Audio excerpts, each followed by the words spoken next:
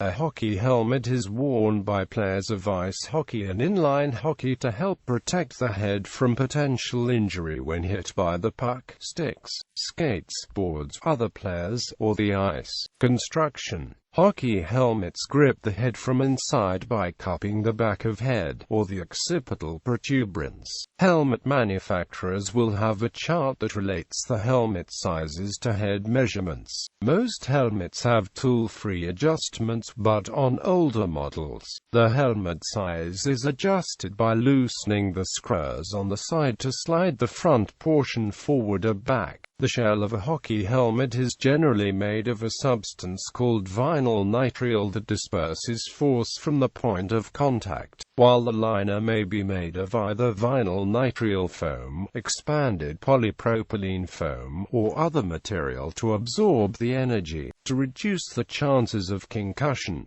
Helmets in the National Hockey League. The first player to regularly wear a helmet for protective purposes was George Owen, who played for the Boston Bruins in 1928-29.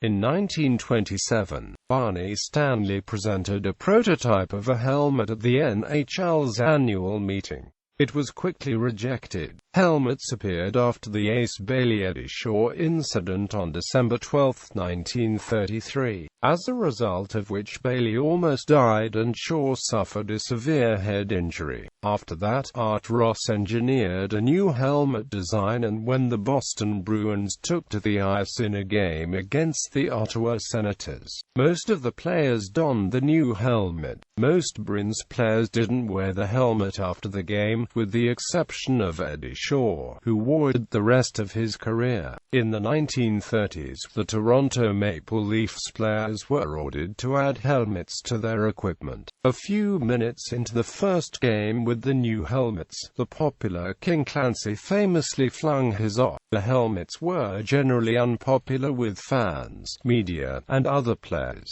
A few players, such as Des Smith, Bill Mosienko, Dit Clapper, and Don Gallinger, continued to don helmets. During the original Six era, Maurice Richard and Elmer Latch briefly wore helmets. Jack Crawford wore a helmet to hide his bald head, and Charlie Burns wearing one to protect the metal plates in his head from an injury incurred in playing junior ice hockey, predating his NHL career. The death of Bill Masterton from a brain injury in a January 13, 1968 in a game between the Minnesota North Stars and Oakland Seals started to change perceptions surrounding helmets. Helmet use began to gradually increase during the 1970s, with Ted Green being the first Bruins player since Shaw to wear one as a result of his NHL career. For the 1970-71 NHL season and onwards, for the same reason that Charlie Burns had worn a helmet, until Green's retirement from pro hockey in 1979.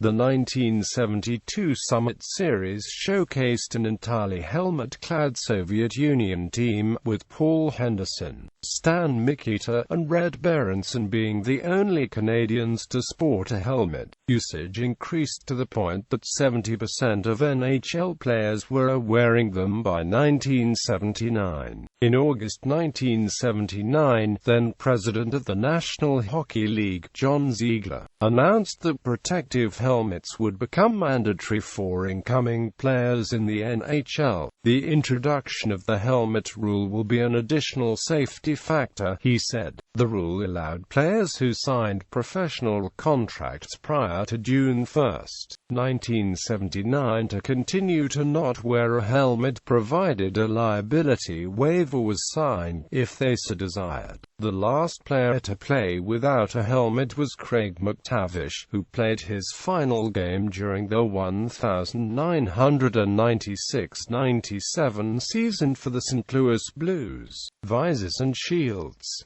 A visor. A shield in ice hockey is a device attached to the front of a helmet to reduce potential of injury to the face. Visors cover the upper half of the face, while full-face shields cover the entire face.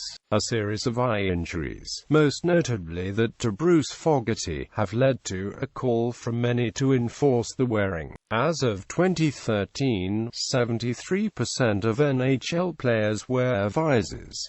Many other leagues around the world mandate the use of visors. Visors and shields, made of a high-impact resistant plastic, offer better overall vision than the wire cages available, which can obscure vision in certain areas. The face shield provides excellent straight-ahead and peripheral vision, but does not provide as good airflow as a cage. The American Hockey League, the top minor league in North America, required all players to wear shields prior to the start of the 2006-07 season. The NHL strongly recommends the use of visors. The National Hockey League mandated visors in 2013, with an exception for players having 25 games experience. The hockey visor was first invented by Kenneth William Clay when he lost vision in his left eye to a high stick while playing for the Vanderhoof Bears. After a month in hospital in Vancouver, Ken created the first documented clear face shield in January 1964.